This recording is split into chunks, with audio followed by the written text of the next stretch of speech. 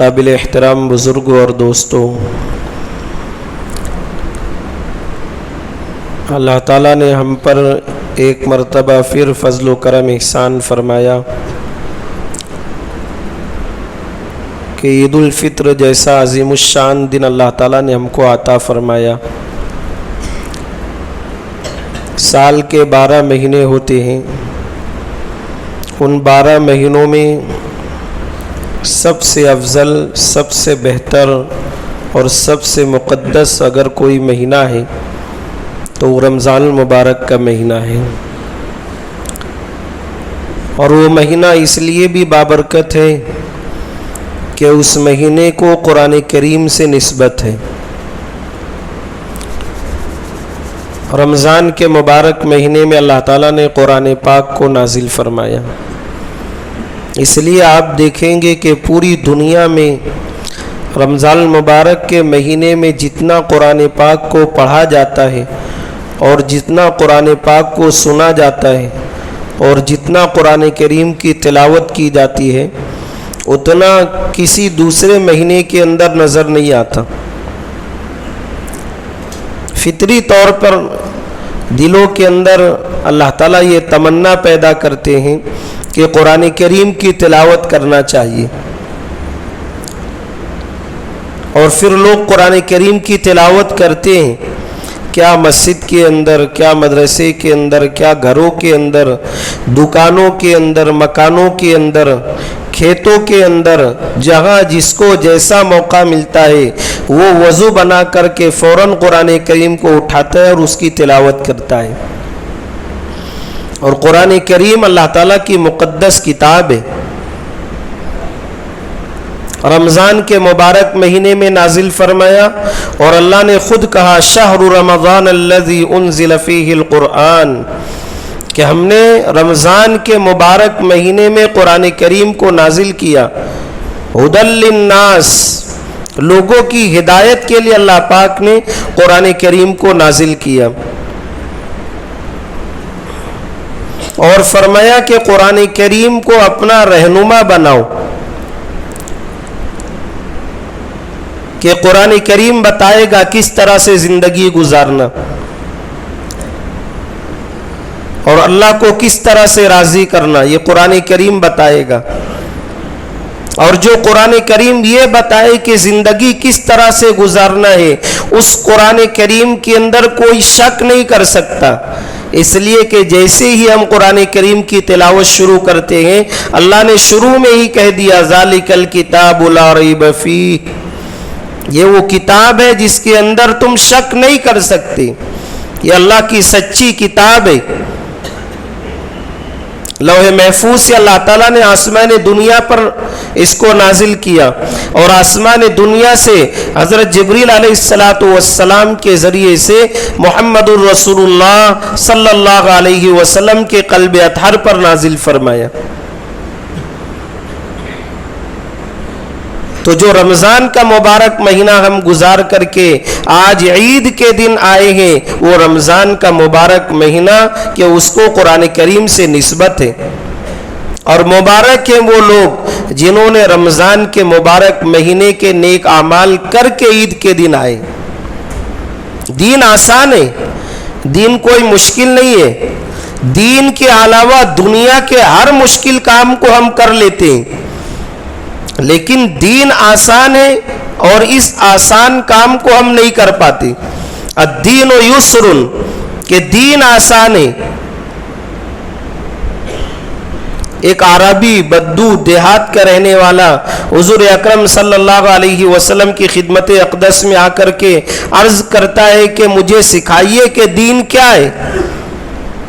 حضور اکرم صلی اللہ علیہ وسلم نے اس بدو دیہات کے رہنے والے سے کہا کہ دین یہ ہے کہ اللہ تعالیٰ نے 24 گھنٹے میں 5 وقت کی نماز کو فرض کیا ہے، اس کو پڑھتے رہنا، اور اگر ہو سکے تو کچھ نفل نمازوں کو بھی پڑھ لینا۔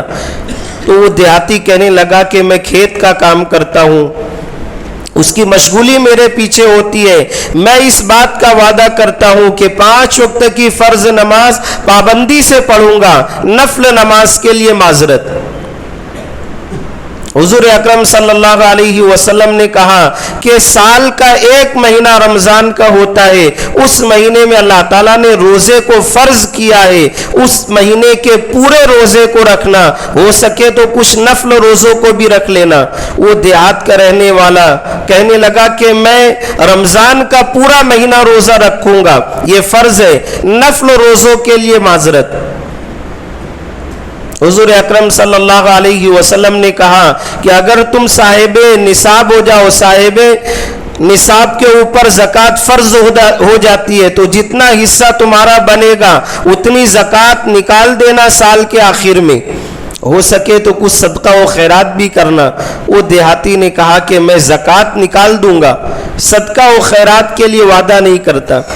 अल्लाह के नबी सल्लल्लाहु अलैहि वसल्लम ने कहा कि अगर तुमको अल्लाह और माल दे तो हज कर लेना, और हज करने के बाद फिर अगर तुम उस सवाब को हासिल करना चाहो तो उम्रा भी कर लेना। तो उस देहाती ने कहा कि मैं हज करने का वादा करता हूं कि अगर अल्लाह ने माल दिया तो हज कर लूंगा, उम्रा करने के लिए माजरत। हुजूर अकरम सल्लल्लाहु अलैहि वसल्लम ने कहा कि यही दीन है।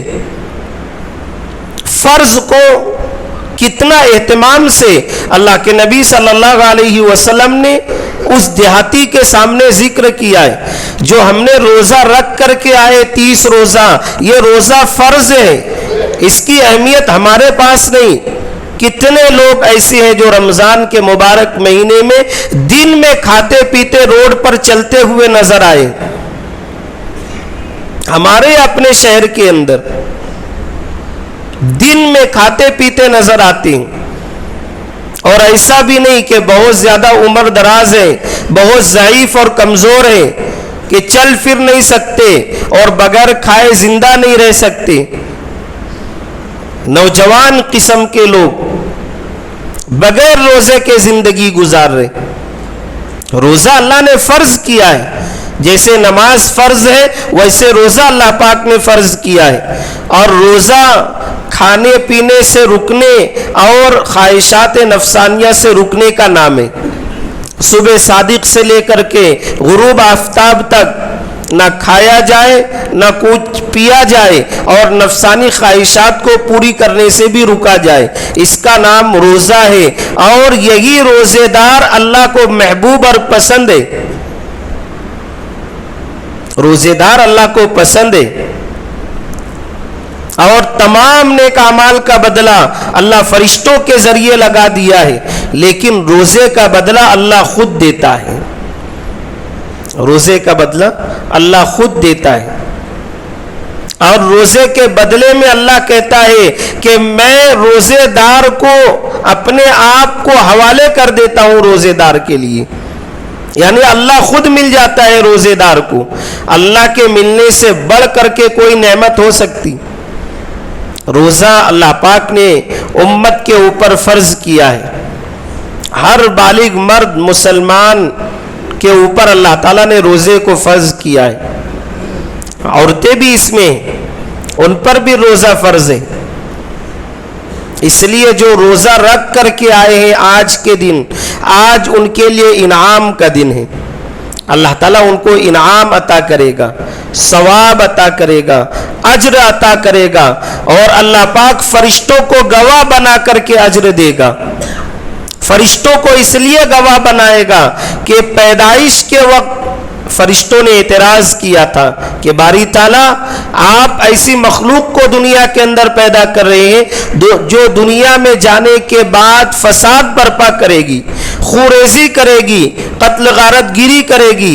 अल्लाह ताला ने उस वक्त कहा था इन्नी आलमु मा ला तालमून, जो मैं जानता हूं वो तुम नहीं जानते। अल्लाह से बढ़ करके कोई जानने वाला इस कायनात के अंदर कोई नहीं। अल्लाह इस कायनात का मालिक है। जमीन का मालिक अल्लाह, आसमान का मालिक अल्लाह, दरिया का मालिक अल्लाह, पहाड़ों का मालिक अल्लाह, सितारों का मालिक अल्लाह, चांद का मालिक अल्लाह, सूरज का मालिक अल्लाह, कायनात के जर्रे जर्रे का मालिक अल्लाह है। और अल्लाह ही की जात पर हम सब ने ईमान लाया है। اور وہی کامیاب ہوگا جو اللہ کی ذات پر ایمان لا کر کے زندگی گزارے. وہ ناکام ہے جو اللہ کی ذات کو چھوڑ کر کے دنیا کے اندر من مانی زندگی گزارے. ایسے بھی لوگ ہیں کہ جو اللہ کی ذات کو ماننے سے انکار کرتے اور من مانی زندگی گزارتے ہیں، وہ دنیا کے اندر بھی ناکام اور آخرت کے اندر بھی ناکام ہے. ہم کو تو فخر ہونا چاہیے کہ اللہ تعالیٰ نے ہم کو ایمان والے کے گھر پیدا کیا ہے اور ایمان پر جمائے رکھا ہے، ایمان پر باقی رکھا ہے. اور یہ اللہ کا کرم ہے کہ اللہ نے بے مانگے ایمان دے دیا. ہم نے اللہ سے ایمان مانگا نہیں تھا، بے مانگے اللہ پاک نے ایمان دیا ہے. اس پر جتنا اللہ کا شکر ادا کیا جائے کم ہے. اسی لیے اللہ کے نبی صلی اللہ علیہ وسلم نے فرمایا کہ دنیا کے اندر سے ایمان کو بچا کر لے جانے والا وہ آخرت میں کامیاب ہوگا. جنت میں جانے کے لیے ایمان کا ہونا شرط اور جہنم سے بچنے کے لیے ایمان کا ہونا شرط. اللہ نے ہم کو ایمان دیا اور فرمایا کہ ایمان والے کا کام یہ ہے کہ وہ سیدھے راستے پر چلے. اسی لیے جب بھی ہم نماز پڑھتے ہیں تو سب سے پہلے پڑھتے ہیں ہم اہدنا الصراط المستقیم، اے اللہ ہم کو سیدھا راستہ عطا فرما. سیدھا راستہ کس کا ہے؟ صراط الذین انعمت علیہم، ان لوگوں کا راستہ جن پر اے اللہ تو نے انعام کیا ہے. اور انعام اللہ نے کس پر کیا ہے اس کا بھی اللہ نے تذکرہ کیا. من النبیین والصدیقین والشہداء والصالحین، کہ نبیوں کا راستہ، صدیقین کا راستہ، شہداء کا راستہ، صالحین کا راستہ، یہ نیک لوگوں کا راستہ، یہ صراط مستقیم ہے. ہم اللہ سے مانگتے ہیں اہدنا الصراط المستقیم صراط الذین انعمت علیہم، جن کا تو نے اس دنیا کے اندر اکرام کیا ہے، ان پر انعام کیا ہے، ایسے لوگوں کے راستے پر ہم کو چلا. اور پھر ہم پڑھتے ہیں غیر المغضوب علیہم ولا الضالین. نماز میں پڑھتے ہیں لیکن ہمیں پتہ ہی نہیں کہ اس کا معنی اور مطلب کیا ہے. ہم نے یہاں تک پڑھا صراط الذین انعمت علیہم کہ ان لوگوں کا راستہ عطا فرما جن پر تو نے انعام کیا. اب ہم پڑھتے ہیں غیر المغضوب علیہم ولا الضالین. دو لوگوں کے اوپر لعنت کی گئی ہے.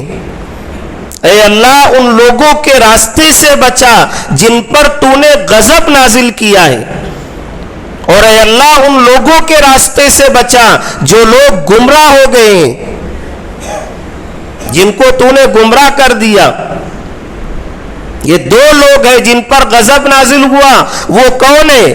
وہ یہودی ہے کہ اللہ ایسے لوگوں سے ہماری حفاظت فرما جن پر تو نے غضب نازل کیا. یہودی حضور پاک صلی اللہ علیہ وسلم کو ستانے میں حد درجہ آگے تھے. سازشیں کرتے تھے، منصوبے بناتے تھے، پلاننگ کرتے تھے اور حضور پاک صلی اللہ علیہ وسلم کو تکلیف دیا کرتے تھے. نصارہ بھی اسی کی قسم میں سے ہے. وہ بھی اسلام اور مسلمانوں کو ستانے میں پیش رہے ہیں. اس لیے فرمایا کہ غیر المغضوب علیہم ولا الضالین، کہ ہم نماز پڑھیں تو ان معنی کا دھیان رکھیں. اللہ سیدھے راستے پر چلا، ان لوگوں کے راستے سے بچا جن پر تو نے غضب نازل کیا ہے. یہودی حضور پاک صلی اللہ علیہ وسلم کا انکار کرتے ہیں، قرآن کا انکار کرتے ہیں، مذہب اسلام کا انکار کرتے ہیں، اور انکار ہی نہیں بلکہ اس کو ختم کرنے کی پوری کوشش کرتے ہیں. جو قرآن کو نہیں مانتا، جو اسلام کو نہیں مانتا، جو محمد الرسول اللہ صلی اللہ علیہ وسلم کو نہیں مانتا، ایسے لوگوں کے اوپر اللہ تعالیٰ نے غضب نازل کیا ہے. غیر المغضوب علیہم ولا الضالین. اللہ ایسے لوگوں سے بچا جو گمراہ ہو گئے، جن پر تیرا غضب نازل ہوا ہے. اہدنا الصراط المستقیم. تو ہم نے پورا مہینہ روزہ رکھا، یہ اسی کی مشق تھی کہ اللہ اب بقیہ 11 مہینے اسی طرز پر چلا جس طرز پر تو نے پورا مہینہ گزارنے کی توفیق عطا فرمائی. وہ طرز کیا تھا کہ ہم نمازوں کی پابندی کرتے تھے، ہم قرآن کریم کی تلاوت کرتے تھے، ہم مسجدوں کو آباد کرتے تھے، ہم اپنی نظروں کی حفاظت کرتے تھے، اپنی زبان کی حفاظت کرتے تھے، اپنے ہاتھ اور پیر کی حفاظت کرتے تھے، تمام برائیوں کو ہم چھوڑ کر کے زندگی گزارتے تھے. اہدنا الصراط المستقیم، یہی سیدھا راستہ تھا. اے اللہ بقیہ 11 مہینے بھی اسی طرز پر گزارنے کی توفیق عطا فرما. سیدھا راستہ بہت بڑی نعمت ہے. دنیا تو گزر جائے گی، جیسے ابھی رمضان کا مہینہ روزداروں پر بھی گزر گیا، جس نے روزہ نہیں رکھا اس پر بھی گزر گیا، جس نے تراویح پڑھی اس پر بھی گزرا، جس نے تراویح نہیں پڑھی اس پر بھی گزرا، جس نے تہجد کا اہتمام کیا اس پر بھی رمضان کا مہینہ گزرا، جس نے تہجد کا اہتمام نہیں کیا اس پر بھی رمضان کا مہینہ گزرا، جس نے اپنے مال کی صحیح زکوٰۃ نکال کر کے ادا کی اس پر بھی رمضان گزرا، اور جس نے اپنے مالوں کی صحیح زکوٰۃ نہیں نکالی اس پر بھی رمضان گزر گیا. لیکن بتاؤ تو صحیح کہ جس کا رمضان گزرا ہے وہ صحیح رمضان گزارنے کا حق کون رکھتا ہے؟ جس نے سارے نیک اعمال کیے، جس نے اللہ کو راضی کیا، فرض روزوں کو رکھا، قیام اللیل کا اہتمام کیا، تراویح کا اہتمام کیا، سنتوں کا اہتمام کیا. اہدنا الصراط المستقیم اس کو کہتے ہیں. اس لیے اللہ تعالیٰ سے آج کے دن میں ہمیں دعا کرنا ہے کہ اللہ تعالیٰ ہمیں اہدنا الصراط المستقیم عطا فرما، کہ ہم سیدھے راستے پر چلے اور سیدھے راستے کی زندگی ہم جو ہے تو گزارے. اور فرمایا کہ اسی سیدھے راستے میں سے یہ بھی ہے کہ اولاد اپنے ماں باپ کے حق کو ادا کرے، ماں باپ کی نافرمانی نہ کرے. ماں باپ بہت بڑی نعمت ہوا کرتی ہیں، بہت بڑی نعمت. اللہ تعالیٰ نے اپنے حکم کے بعد کسی کا اگر نام لیا ہے تو ماں باپ کا نام لیا ہے. وَبِالْوَالِدَيْنِ إِحْسَانًا، کہ اپنے ماں باپ کے ساتھ اچھا سلوک کرو، اپنے ماں باپ کے ساتھ بہترین سلوک کرو. جو ماں باپ کے ساتھ بہترین سلوک کرتا ہے وہ صراط مستقیم کی طرف گامزن ہوتا ہے، اور اللہ تعالیٰ اس کی زندگی میں، اس کی روزی میں برکت عطا فرماتے ہیں.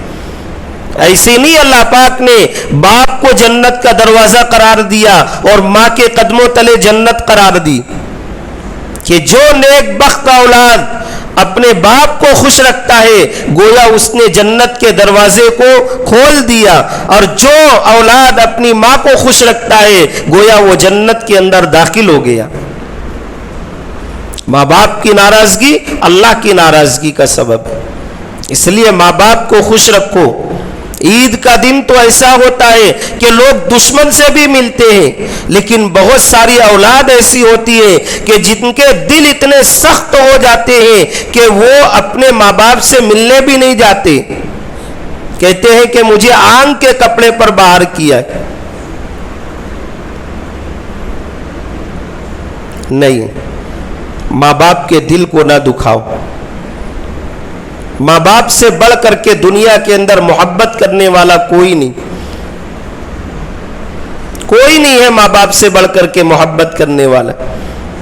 ماں تو وہ ہوتی ہے کہ اگر بچہ امتحان گاہ میں جائے اور 3 گھنٹہ امتحان دے، ماں دھوپ میں باہر کھڑی رہتی ہے اپنے بچے کے انتظار میں، اور جب بچہ امتحان دے کر کے آتا ہے تو ماں اس کے لیے جوس پیش کرتی ہے کہ بیٹا تو دماغ سے لڑ کر کے آیا، تو امتحان دے کر کے آیا، لے ٹھنڈا جوس پی لے. حالانکہ 3 گھنٹہ یہ دھوپ میں کھڑی تھی، تکلیف اس نے اٹھائی، پسینہ اس کا بہا ہے، لیکن بیٹے سے کتنی محبت ہے. وہ بیٹا جو سائے کے اندر تھا، جو پنکھے کے نیچے تھا، جو سرد موسموں کے اندر تھا، اس کے لیے ٹھنڈا جوس پیش کر رہی ہے. ماں کی ممتا ہوتی ہے، ماں کی محبت ہوتی ہے. بیٹا تکلیف میں ہو، ماں باپ رات بھر جاگ کر کے گزار دیتے ہیں. اس لیے آج کے دن تہیہ اور ارادہ کرے کہ انشاءاللہ ماں باپ کے کبھی دل کو نہیں دکھائیں گے. اگر آپ اپنے ماں باپ کی قدر کرو گے تو آپ کی اولاد آپ کی قدر کرے گی. یہ دنیا کا دستور ہی نہیں، یہ محمد الرسول اللہ صلی اللہ علیہ وسلم کی تعلیمات میں سے ہے. اس لیے ماں باپ کی اطاعت، ماں باپ کی فرما برداری اور ماں باپ کو خوش رکھنا یہ انتہائی ضروری ہے. جہاد میں جانے کے لیے حضور پاک صلی اللہ علیہ وسلم سے اجازت مانگ رہے. اللہ کے نبی صلی اللہ علیہ وسلم نے کہا کہ تمہاری ماں حیات ہے؟ کہا ہاں حیات ہے. کہا جاؤ ان کی خدمت کرو، ان کے پیروں تلے جنت ہے. کتنے ماں باپ آج دکھی ہیں، روتے ہیں کہ میری اولاد مجھے پوچھتی نہیں، میری اولاد میرا خیال نہیں رکھتی. ان دکھی دلوں کا آپ مداوع کریں، آپ ان کو خوش کریں، آپ ان کو ناراض نہ کریں. اچھا ماں باپ ناراض رہیں گے تو کبھی آپ کے سامنے آنسو نہیں بہائیں گے، وہ تنہائی میں رو لیں گے، لیکن اولاد کے آگے کبھی یہ احساس نہیں ہونے دیں گے کہ بیٹا دیکھ تیری وجہ سے مجھے کتنا دکھ ہو رہا ہے. اس لیے ماں باپ کی اطاعت، ماں باپ کی فرما برداری یہ اہدنا الصراط المستقیم والا راستہ ہے. ماں باپ کی قدر کرے، ماں باپ کی عزت کرے. اسی کے ساتھ ساتھ ماں باپ کی عزت اس لیے بھی نہیں ہو رہی ہے کہ آج ہم لوگ ایک نئے کام کے اندر مشغول ہو گئے، ہماری مصروفیت بڑھ گئی ہے. اور مصروفیت یہ ہے کہ ہم ٹچ موبائل فون کے اندر بزی ہو گئے. سیل فون ہمارا جو ہے وہ ہمارا دوست بن گیا ہے، اس سے ہم نے دوستی لگا لی، اور اس سے دوستی کرنے کا یہ نتیجہ ہوا کہ آج ماں باپ سے محبت نہیں رہی. آج ماں باپ کے چہروں کو محبت سے نہیں دیکھا جاتا، اولاد کو نہیں دیکھا جاتا، بہن بھائی کو نہیں دیکھا جاتا. 10 لوگ اگر کہیں بیٹھے ہیں، اگر آپ سلام کر کے نکل جاؤ گے، 10 میں سے کسی کی توجہ نہیں جائے گی کہ کوئی سلام کر کے گیا ہے، وہ 10 ٹچ میں لگے. کیا حال ہوگا؟ کسی کو احساس نہیں. اس ٹچ موبائل کی وجہ سے نوجوان پھانسی لینے پر مجبور ہیں. رمضان کے مبارک مہینے میں کتنے لوگوں نے پھانسی لیے؟ سب نوجوان ہیں اسی ٹچ موبائل کی وجہ سے. اور ماں باپ بھی اس پر توجہ نہیں دے رہے. توجہ بھی دیتے ہیں تو اولاد ایسا جواب دیتی ہے کہ ماں باپ پھر دوبارہ کہنے کے لیے کان پکڑ لیتے ہیں. اس لیے اس ٹچ موبائل سے جو کہ ضرورت کی چیز ہے اس کو اتنا ہی استعمال میں رکھے، بے ضرورت اس کو استعمال نہ کرے. کتنے ماں باپ آ کر کہتے ہیں کہ مولانا ٹچ موبائل نے تو زندگی برباد کر دی. کیا ہوا؟ کہا کھانے بھی بیٹھتے ہیں تو موبائل کو دیکھتے ہیں. سالن کی جگہ اگر پیالی میں پانی رکھ دیا جائے تو وہ روٹی اسی میں ڈبو کر کھا لیں گے. یہ حال ہے. اتنا موبائل کے دیوانے اور اتنا اس میں لگے ہوئے ہیں کہ ننگی تصویریں دیکھنا اس کو حرام نہیں سمجھ رہے.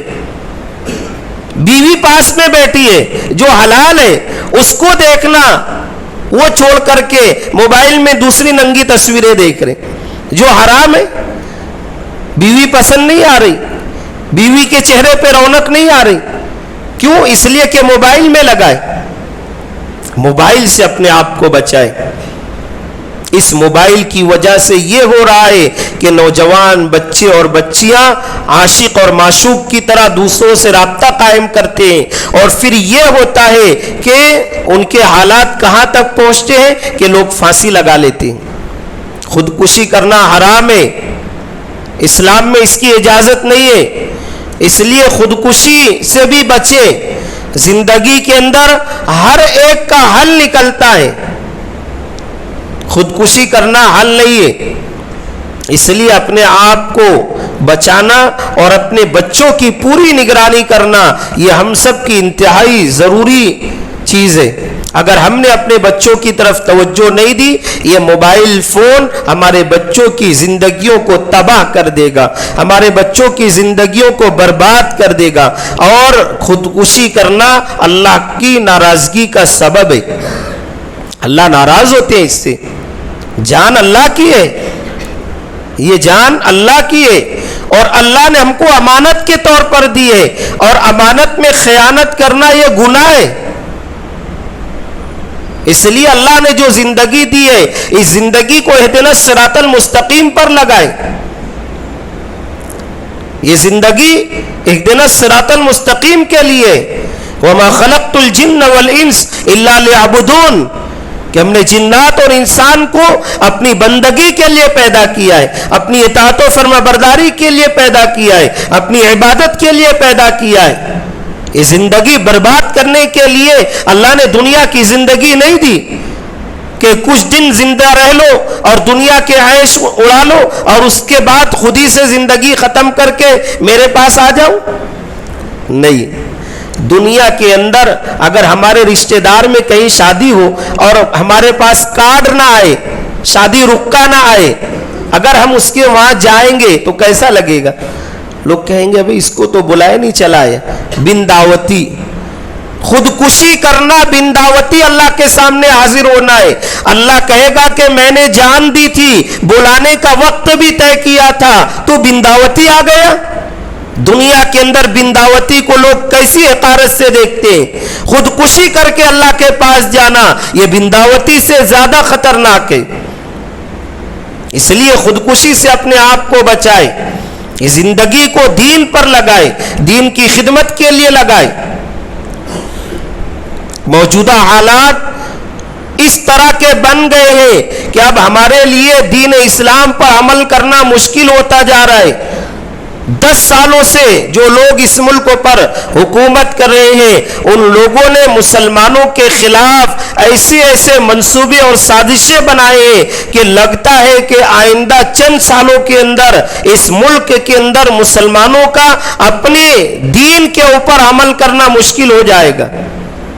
حالات کچھ ایسے بنتے جا رہے ہیں. اس کی سنگینی کو آپ سمجھ نہیں رہے. اللہ کی طرف رجوع ہونا ہے، اللہ کی طرف متوجہ ہونا ہے. اگر ہم نے اللہ کی طرف رجوع نہیں کیا، اللہ کی طرف متوجہ نہیں ہوئے تو حالات اس سے بھی بدتر ہوں گے. اللہ کی ذات سے مایوس نہیں ہونا ہے، مایوسی کفر ہے. ہم کو ہمت سے کام لینا ہے، جرات مندی سے کام لینا ہے. اور ہمت کب آئے گی؟ جب اللہ کے حکموں پر عمل کیا جائے گا اور رسول اللہ صلی اللہ علیہ وسلم کی تعلیمات پر عمل کیا جائے گا. اگر ہم نے اللہ کا حکم چھوڑ دیا اور رسول اللہ صلی اللہ علیہ وسلم کی تعلیمات کو چھوڑ دیا، ہم کم ہمت ہو جائیں گے، بے ہمت ہو جائیں گے. جو بھی آئے گا ہم کو اکھاڑ پھینکے گا. اس لیے آج ضرورت اس بات کی ہے کہ ہم دین کی تعلیم پر عمل کرنے والے بنے.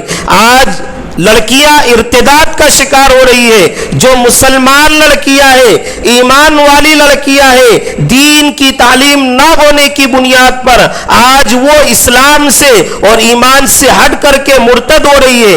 غیروں کے ساتھ جانا پسند کر رہی ہے، غیروں کے ساتھ شادیاں کر رہی ہے. یہ دین کی تعلیم نہ ہونے کی بنیاد پر اور ماں باپ کی توجہ نہ ہونے کی بنیاد پر ہے. ہم اہدنا الصراط المستقیم کا سبق دیں کہ اہدنا الصراط المستقیم ہے کیا چیز. اس لیے دین کی تعلیم پر عمل کرنے کے لیے ہم سب آج سے تہیہ اور ارادہ کریں کہ انشاءاللہ ہم لوگ دین کی تعلیم پر عمل کریں گے. ہمارے اپنے شہر کے اندر کئی نوجوان ایسے ہیں جن کی زبانوں سے یہ سنا گیا ہے کہ قرآن کوئی چیز نہیں، ایمان والا ہے. نماز کوئی چیز نہیں، ایمان والا ہے. زکوٰۃ صدقات کوئی چیز نہیں، ایمان والا ہے. وہ یہ کہتا ہے کہ آزاد زندگی سب کچھ ہے، ایمان والا یہ کہہ رہا ہے. ہم کہاں ہیں؟ غفلت میں ہیں. ہمیں بیدار ہونے کی ضرورت ہے.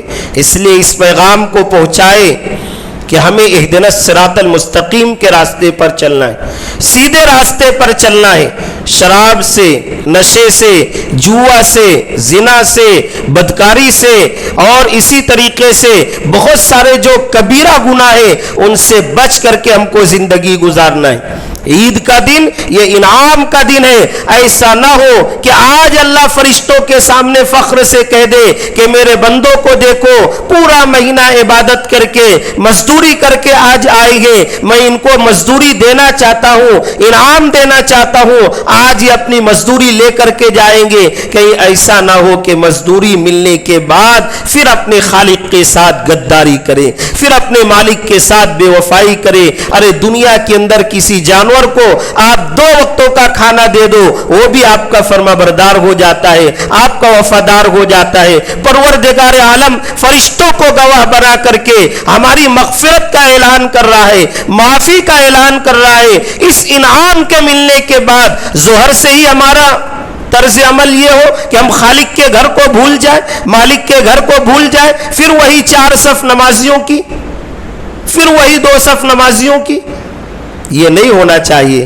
اللہ تعالیٰ نے آج ہمیں معاف کرنے کا اعلان کیا ہے، اور آج عیدگاہ کے موقع پر، عیدگاہ کے میدان میں یا مسجد میں جہاں جہاں عید کی نماز ہوتی ہے وہاں وہاں اللہ تعالیٰ فرشتوں کو گواہ بنا کر کے ان کے لیے مغفرت کا اور معافی کا اعلان کر رہا ہے۔ آج ہم سب انعام لینے کے لیے آئے ہیں، اس لیے آج اپنے لیے، اپنے مرحومین کے لیے، اپنے ملک کے لیے، ملک کی سالمیت کے لیے ہمیں دعا کرنا ہے، عالم اسلام کے لیے، فلسطین کے مسلمانوں کے لیے۔ اور اسی طریقے سے ابھی اس ملک کے حالات یہ ہیں کہ اس ملک کے اندر فرقہ پرستی کو بڑھاوا دیا جا رہا ہے۔ اگر خدا نخواستہ وہ آگے نکل گئے تو چند سالوں کے بعد اسلام کے اندر بھی رد و بدل کا معاملہ شروع ہو جائے گا۔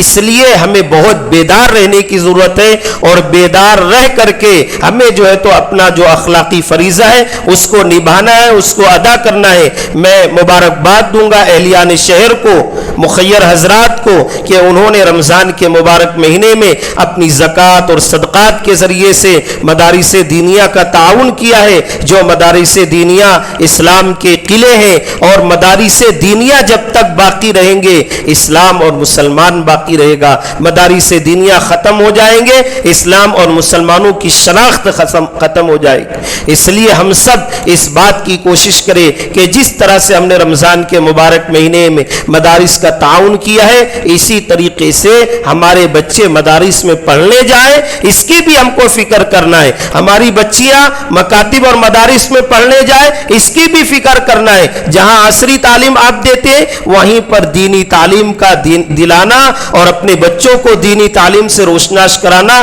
یہ انتہائی ضروری ہے۔ ابھی نماز کے بعد بھی مدارس کا تعاون کرنے کے لیے اعلان کیا جائے گا، آپ تمام حضرات اس میں تعاون بھی کرتے ہوئے جائیں۔